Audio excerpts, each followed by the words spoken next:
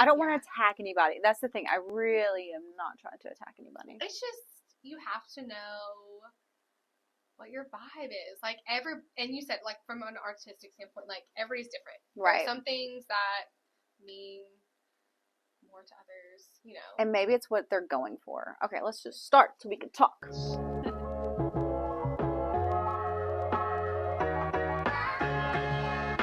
Hey guys, welcome to Linz and Lee's podcast. Thanks for joining us. We're going to talk about pumpkin spice lattes today. Woohoo! Actually, we're not, but that's going to be a fun word we use for it. Yeah. Are you a Starbucks or a Dunkin person? Starbucks. Because you're one or the other. Starbucks. Me too. No, I also like White Bison though, and I like our local coffees, but matcha. I love our local coffees. Yeah. If it's like a bigger one, like when you're traveling, it's gonna be Starbucks all day. It's gonna be a Starbucks for sure. Dunkin' is just always very weak and overly sweet to me. Like I can't even like gag it down. Yeah, and I also feel like they always have like half the things I order, which is just a bummer. Actually, we're out of that, and that. Take 3. Yeah, yeah, I agree. It's like literally the only reason I came, not for the coffee, for the food. Hey, they have really good avocado toast. You got me started on that at Dunkin'. Where? Dunkin'? Oh, Dunkin' has the best avocado toast. Yeah. It makes me sad that I don't go there anymore. Yeah. I saw White Bison has a avocado something. Look like it had half of a hard-boiled egg on it though. I haven't tried it. We are lucky though downtown here in Athens to have really great coffee shops. Yeah. I went to Revive last week. I've been there in a while. And I was like, do you have coconut milk? And she was like, I don't think that we do. And then she found some in the back for me. And she brought it out to me. She was like, guess what? I found some coconut milk. So thanks, Revive. Yeah. It was the best. Being downtown is dangerous during the holidays. When we need caffeine, we're like constantly running across the street to Square Clock or High Plain. I feel like it's dangerous all the time. Lunchtime, dinner time, anytime. They get to know us really well personally. So many good restaurants downtown. Downtown Athens is fantastic. Okay, so pumpkin spice is the key word today. Pumpkin spice. So I want to talk about how I stay true to myself in such a trendy industry. Yeah. Trends they kind of take off like crazy. And especially now with social media. It's and I like feel when a trend hits, everybody jumps on the bandwagon. I feel like I agree. Everyone wants to try it. Everyone wants to do it. Photography kind of falls in that boat. Everyone wants to try it. Right. Wants to do it. And there's so many new photography businesses starting up all the time. I feel like anybody just kind of finds a reason to start a photography company. Mm-hmm. I don't have a problem with that ever. My only problem comes when you're not legally doing it and you're not paying taxes or have a license or, going through the steps that you should. Right. If you're collecting money, period, you should be doing it legally. Yeah. It also helps our local community. Your tax dollars actually do things in this city. And so it's important to have those licensing, and it's for your well-being too. So if you're out there and you're starting out, know that there are some steps that you can take to be a legit photographer, and I applaud you. But the trends. So I feel like everybody kind of hops on things, and maybe because you're like trying new things, which is fine. You're still trying to find your avenue of like what you like as an artist. And I think the trends, what happens is like people want to, like, I feel like when trends pop for like photographers, everybody starts to do it because they want new clients to come in. Like, well, if I do this new thing, I'm going to have like new people. You're like trying to reel people in. Keep people attracted. But sometimes you can lose yourself a little bit in that. Right. And I feel like if you're hopping on a trend, then when that trend's over, where are you left standing as a photographer?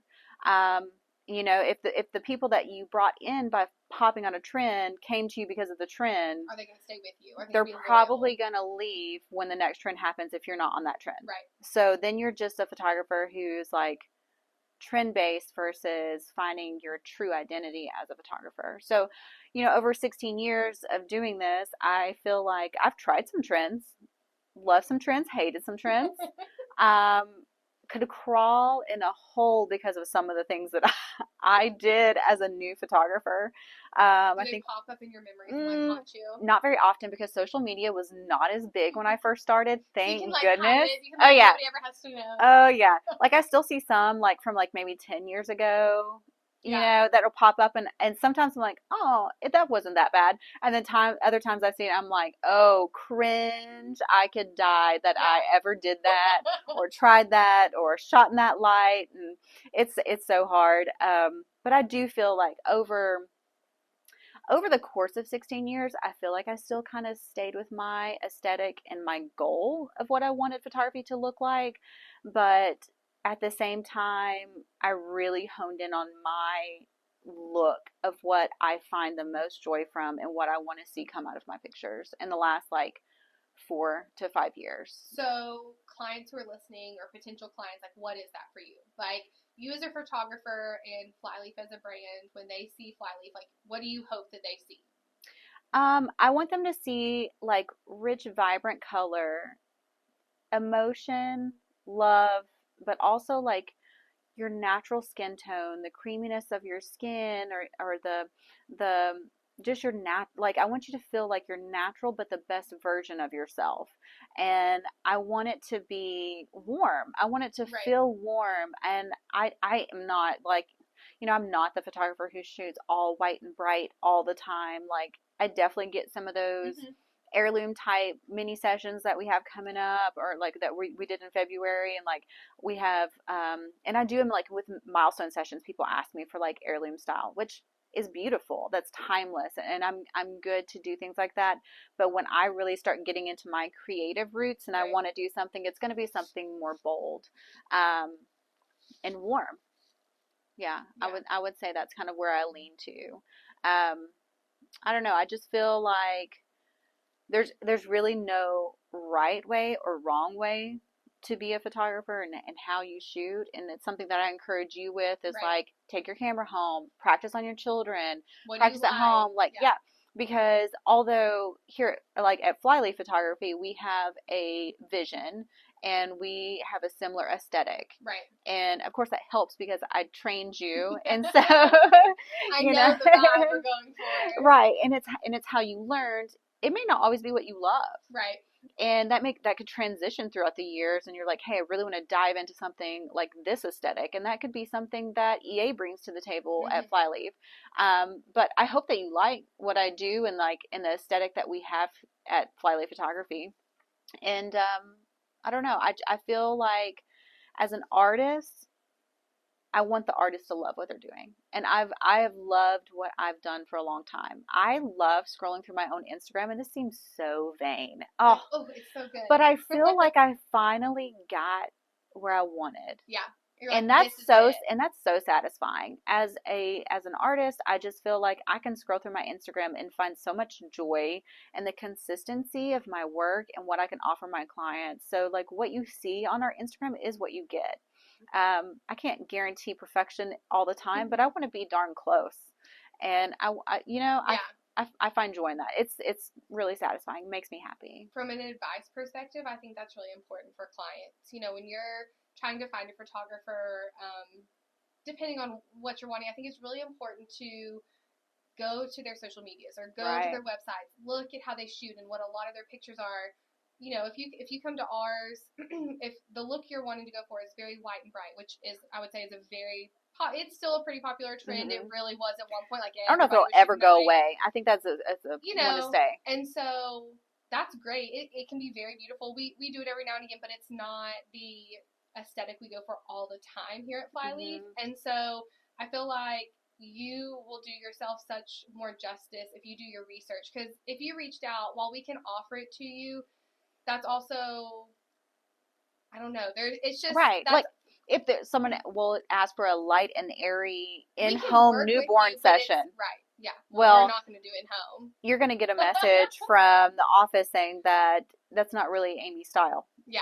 And we direct you to our style. We can show versions we've done of that, but sometimes like Pinterest, Pinterest still comes alive, and they'll send us stuff and we're like, that's not, we can do something similar is sometimes how we word it, but that's not really the style that we shoot. And so just look through, because you don't also want to like box in or push something on a photographer, and that's not what they enjoy doing or how they typically shoot. Right. I always feel like you get the most out of any industry when you can give them direction but also free reign. Right. So like my florist is going to be great at what he does, but I'm not going to tell him exactly what flowers to put in there. I'm going to be like, I really love this, and these are a couple of my favorite things. Will you make something beautiful? And he's going to have a lot more enjoyable time doing it, and he's going to make a beautiful piece. Yeah. And so I feel like that's with any industry. Like if you come in here and you're like, this is the color scheme I love. These are some of the pictures I've seen you do that I love. I think that I can kind of make a session unique to you that it would be beautiful. Okay, so I'm gonna ask you a really hard question. Okay.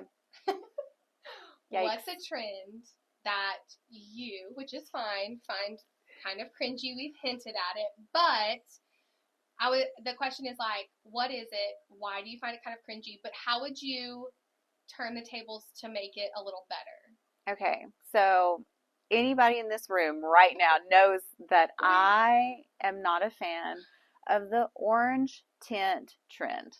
I mean, I'm right there with you. Orange tint, and I'm talking like your skin's orange, your outfit you picked out's orange, the grass is orange, the trees are orange, the sky is orange. Everything's the same color orange. Like if you took an eyedropper in Photoshop and like clicked it around the picture, it's all on the same orange wheel. Like there is physically no other color. Maybe a brown, but it's really just burnt orange. Yeah.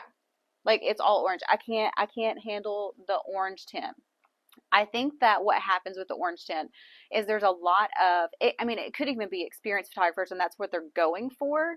I think I've seen some do it beautifully, right? But there's a difference there.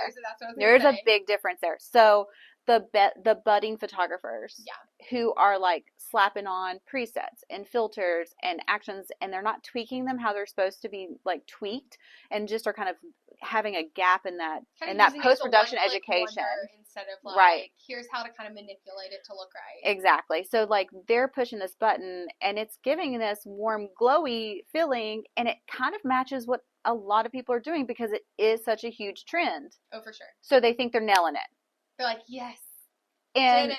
And for the clientele that's coming to you, and hopefully for the price that you're charging them for that, it is a win-win for both of you, and hopefully you're learning something and they're satisfied. Right. I mean, that's all I can hope for in any line of work is I want everybody to leave happy. I mean, seriously, I'm not trying to down anybody when it comes to this because I can't be everybody's photographer. I don't think I know everything. Right. I just know that I know how to fix this. So what would you do, like when you see those images and in your like brain bubble, you're like, oh, I would have done this to tweak this. You know what I'm saying? Like, right. What would you do to like be like, ooh, that's such a better picture? So with an orange tint, first off, you're really just going for warmth. Right. Okay. So the best thing you can do right out of the gate is just shoot in warmth. Yeah. What you have in camera right from the beginning is ideally the way to start the image for. And so like shooting those golden hour times, it's going to give you that really orangey warm sunlight that you're looking for with that post-production you're already adding on. Okay. So you're going to get the warmth right from the start. If you put the light a certain way where it's not directly behind or, you know, like a little bit more to the side, it actually will soften what's on their skin. So then we're looking at a natural skin tone. So keeping that natural skin tone with that warmth of the picture, you are already well on your way to having this warm orangey picture, but in a natural state. So now when you do your post-production, you're going to manipulate, and that's where the magic happens. Really, it's in post-production. There's tips and there's tricks to make this achievable. Right. And it's going to be where you're keeping the creaminess of the skin, but you're also adding in the warmth of the sky and the onto the ground, but we're still kind of keeping a warm natural appearance, but not everything's orange. It's still, everything has a dimension and a color. You don't want to lose all the natural tones in the picture. Right. And this is something I've been working for a long time. I love a good, it is beautiful. Yes, I love a good one. Golden hour sunset session. Sure do. And that's something that we've talked about too. Like I want to be able to create actions and kind of like help these photographers, and like maybe even have our a subscription based on our YouTube where you can actually sign up for our monthly subscription, and I can go in depth in some of these processes and how to fix those things and kind of tweak it. So just a little bit of a learning experience there, so you can keep kind of a trend but not overly pumpkin spice. I think that's good. So speaking of golden hour. Yes. What's my favorite time? Your favorite time I actually think is sunrise, which I think would shock people. So why? I love it. Because I feel like when people contact you, they want that super rich sunset, and they're like, that's the time. And we do. We fill that time slot pretty consistently. So why sunrise? Because nobody wants that time slot. Nobody wants that time slot, but I will say, so why should they choose it? I have done a handful of them, and they are absolutely gorgeous. The way the light actually comes up is not like this overly like slap in the face warmth, but more of a blue light, and it's just soft, and everything feels like the most peaceful you will ever feel in an image. And heaven forbid the fog comes and there's a foggy day. I have goosebumps just talking about it. I love it. I literally do. Like zoom in. They're like, literally have goosebumps. Goosies everywhere. So good. I just need somebody to be down for the 6 a.m. Yeah. It changes, of course, between like 6 and 7, and it's hard for moms to like get their kids ready and have their hair and makeup done and stuff like that. But I think an engagement session. I was gonna say, if you're a couple, you don't have kids involved yet. Do it. Set the alarm. Go. You can take a nap later in the day. Anniversary pictures. Oh yes. So maybe good. I'll do that this yes. year. Oh please. I would love it. Yeah. Maybe I'll do that this Blue year. hour, sunrise, gorgeous. But yeah, I think if you start right off the bat, kind of how you want a picture to be, that's why it takes a long time for photographers to be able to shoot all through the day. Yeah. That's something that it took me a long time to be able to feel confident in that. So now I do shoot consistently through the day, but I have places I have to go in order to make that work well for me. But when you're first starting out, for sure, the sunrise, sunset times, that's the only time you really should be trying to do it. So practice makes perfect. Does. Right? The more you practice, the better you get. So what are some like fun, kind of funky, cool trends that you're like, ooh, these would be fun to play around with that don't have to deal so much with like colors and tones, and more of just like the creative side? What are some fun trends? Okay, so one of my favorites recently is shooting through a Ziplock bag. That sounds so bizarre to me. I feel like it would just make it cloudy. It does on the corners. And so like you make a hole in the Ziplock and you just put your camera through it and you're like shooting, and on the edges, and you can actually achieve this in Photoshop and post-production. Right. But I like pictures right off the bat. Yeah. And always makes people ask why, you know. Like why you have a Ziplock bag over your camera. It's fun. I really love it when I do like my lighter, brighter white sets, like our white brick and our archway, the creams. I think that it just kind of gives this glowy, soft appeal. So like I did it with my sister's maternity session recently. I've done it with boudoir pictures before. Absolutely loved it on the boudoir because it kind of gave it like this mysterious feel, but at the same time was like glamorous and pretty. So I love shooting through a Ziplock. So another new trend is like the super flash, like direct flash at people. Okay. It's very paparazzi, and I think that works really well like in the wedding industry. I haven't had, but I think would be cool in a senior session. Ooh, yeah. Yeah. Some sunglasses, some like on a stairwell, like super flash, like not looking at the camera, super, super cute. I think that would be super cool. I think that even potentially be super, super cool for a senior if they like are really into sports and want to. Oh yeah, yeah, like you're famous. Yeah, I kind of like the trend. It's fun. Cool. I mean, I might hop on it for a minute and do that one. How is it? How would you feel if I like just gave you no instruction, just threw you out there to learn Photoshop? What would you be doing? I think I'd probably cry tears. I would probably, no, let's be honest. If you hadn't trained me and you were just like, all right, go edit. I mean, I think that's what happens when you're photographers. You just start like downloading. You go find people. You try everything. Well, I feel like you kind of like follow some people. And then if the people you're following sell like presets or anything like that, you're like, okay, I'm going to download it. And then I think what happens a lot is people just apply them. I think in your brain, you're just thinking, it's the same thing on your phone. If you have the Photoshop app on your phone, because I'm a mom who did that long before I worked here. Yep. I'm downloading presets, I'm adding them to pictures, and you're just like, you just put it on there. But then what happened when Riley Ann was doing her bow company and it changed the color? And I was so frustrated, and I was like, I had no clue, y'all. This is so embarrassing. I'm gonna admit this to you. I'm gonna admit this now that I edit. On the podcast, she's admitting this. I had no clue that you could like adjust things. I just thought you slapped it on there, and it was just gonna be like this beautiful, perfect picture. That's great. And then yes, when Riley Ann we were working with a bow company, and I was like, it's changing all the stinking bow colors. They're never going to use these pictures.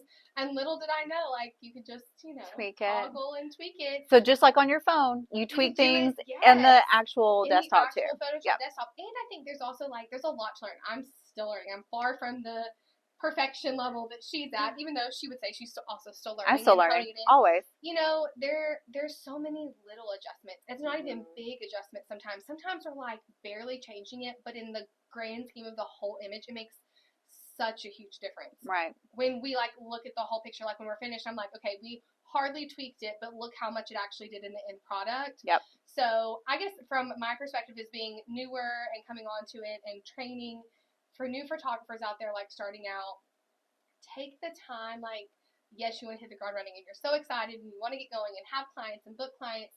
Take the time to learn to do it right. Don't just like start doing it, because I feel like there is a sense of like learning. It's, if you would do any other profession, most professions, you're going to go and get some type of training, whether it's college or it's at a lower level, and you're going to go do some form of training. Don't just like jump in and like hope for the best. And that kind of does a disservice to like photographers in general. It gives them a bad name in the long run. And so take your time. Everyone wants to get started. Everyone wants to make money. Everyone wants to book clients. You want to see beautiful images, but they'll be more beautiful in the long run if you take the time to like slow down and learn how to do it correctly. Right. And it doesn't mean it has to look like everybody else's. Nope. I mean, it can be you. Do what makes you happy. Yes. Do what makes you happy. Do what the people that are paying you makes you happy. Right. And I'll share my biggest mistake as a photographer. Here it is. Not putting the verbiage in where I can say I'm charging X amount of money as a portfolio building opportunity. So that way when you do hone in on your skill and you're ready to really take off, then that change of pricing doesn't seem like you have hurt anybody or you are taking advantage of anybody. But in fact, that's what you were supposed to be charging from the beginning. Right. But they were doing you a favor by letting you portfolio build. So be a team member with your clients. Be a good professional photographer working with other professional photographers. It's a community, and we shouldn't put each other down. And that's certainly not what we were trying to do today. We hope that we helped you. Yes, and hopefully I can put together some actions, and then maybe we can even work on that. And train some, yeah. All right. Well, make sure you guys are following us. Give us a comment on any platform you're listening to us.